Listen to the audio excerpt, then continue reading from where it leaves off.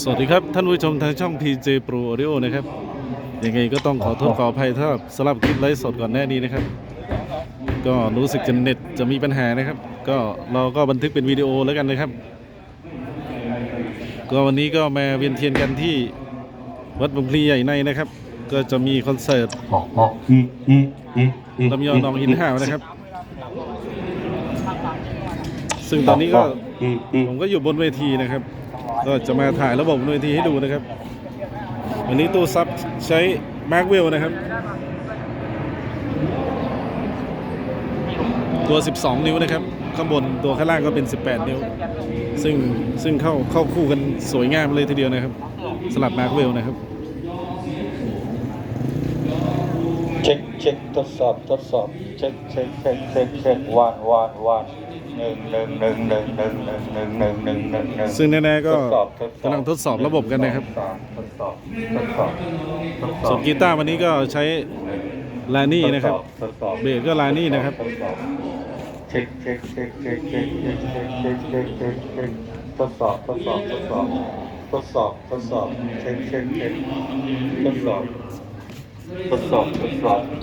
เดี๋ยวนี้ก็เชิญเข้ามาเวียนเทียนที่วัดได้นะครับแล้วก็ร่วมชมคอนเสิร์ตกับทีมงานคาวบอยและอันซาวนะครับ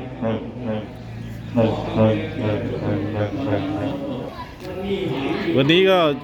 ใช้ร่วมกับตู้อเมเจอร์นะครับก็จะมี power time นะครับแล้วก็ซินกิว่านะครับซึ่งผมก็ได้ลงคลิปที่แล้วนะครับให้ชมกันนะครับ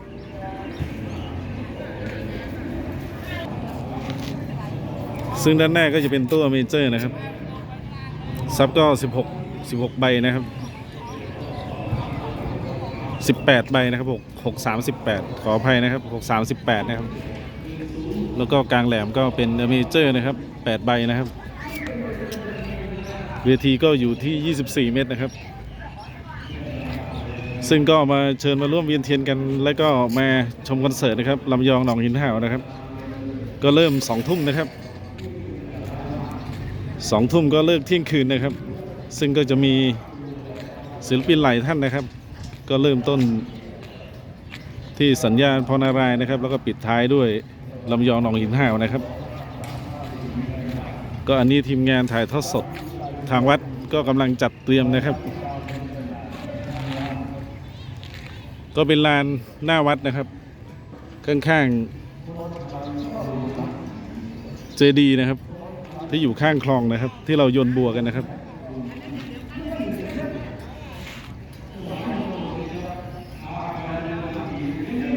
วันนี้ก็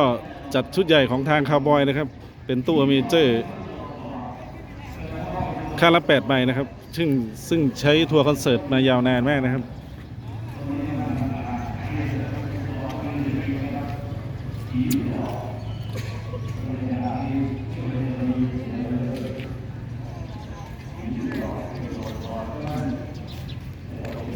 ซึ่งท่านไหนไม่ได้ไปไหนก็เชิญมาเวียนเทียนกันที่วัดแล้วก็ร่วมชมคอนเสิร์ตที่วัดบางพลีใหญ่ในได้นะครับ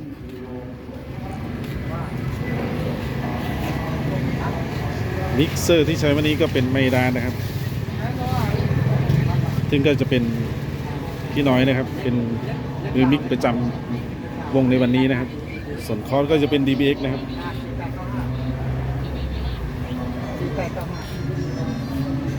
นี่ก็จะเป็นไมดานะครับ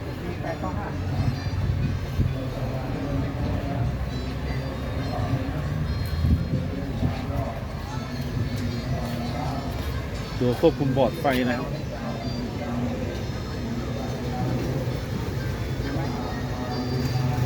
ไปผมกินด้วยดาวเดี๋ยวว่าเดี๋ยวเราอะไรกิน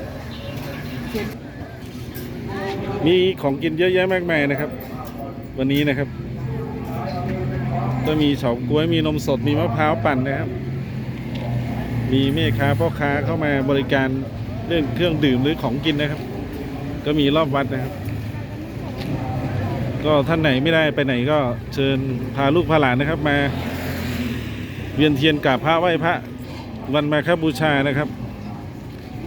ซึ่งเป็นวันประชุมสงฆ์โดยไม่ได้นัดหมายนะครับและก็เป็นโอวาทปาติโมกข์ของ สมเด็จพระสัมมาสัมพุทธเจ้านะครับ ซึ่งวันนี้ก็เวทีก็ดูดีมากนะครับวันนี้นะครับ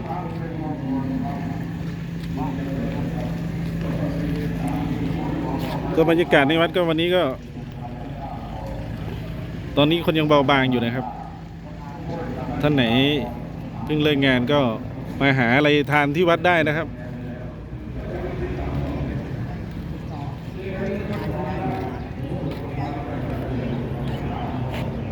มาชมคอนเสิร์ตระบบเสียงดีๆจากทีมงานคาวบอยไลท์แอนด์ซาวน์นะครับวันนี้นะครับ มีไลฟ์สดของเพจวัดหลวงพ่อโตด้วย มีไลฟ์สดออกเพจวัดหลวงพ่อโตด้วยนะครับท่านไหนติดธุระจริงๆก็ดูผ่านทางเพจวัดหลวงพ่อโตได้นะครับวันนี้นะครับ เนี่ยเดี๋ยวเขามีพิธีเวียนเทียนน้องเริ่มไลฟ์สดแล้ว ก็จะมีพิธีเวียนเทียนเริ่มกี่โมงครับพิธีเวียนเทียน พอหลังเทศจบเนี่ยนี่เทศจะไม่เทศ โอ้ 17ประมาณ6 โมงเย็น18 นาฬิกาเขาเริ่มไลฟ์สด ประมาณ 18 นาฬิกานะครับก็จะเริ่มเวียนเทียนนะครับอันนี้ผมก็มาถ่ายเซตระบบแสงสีเสียงให้ท่านได้ชมกันนะครับ ทางผู้ชมทางช่องได้รับชมกันนะครับยังไงก็ยินดีต้อนรับท่านเข้าสู่ช่อง PJ Pro Audio ทุกท่านนะครับอันนี้ก็จะเป็นขุมพลังนะครับ เดี๋ยวมีจังหวะตรงนั้นว่างเลยเอารถตู้ที่โอ้เราไปเสียบตรงนู้นเลยไม่ได้ผมจะนอนจอดตรงนั้นไม่ได้เดี๋ยวเวลาเต็มไปหมดแล้วมันมีที่จอดเขาไม่ให้จอดตรงนั้นอยู่แล้วเนี่ยรถแดนเซอร์เข้ามาคือรถนักดนตรี วันนี้ก็ใช้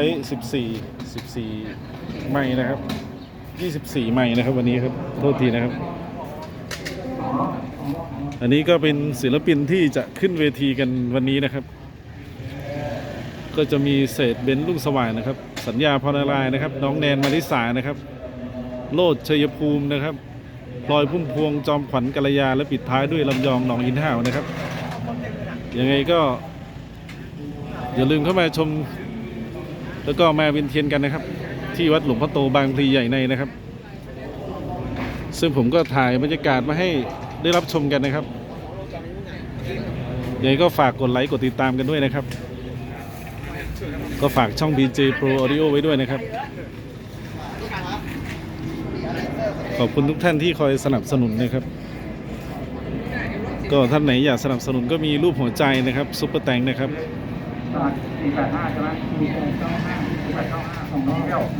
ก็จะมีพิธีเริ่ม 18 นาฬิกานะครับเป็นพิธีเวียนเทียนนะครับก็เสร็จยาวๆไปเรื่อยๆนะครับจนกว่าคอนเสิร์ตจะเลิกนะครับซึ่งประมาณ 6 ทุ่มนะครับ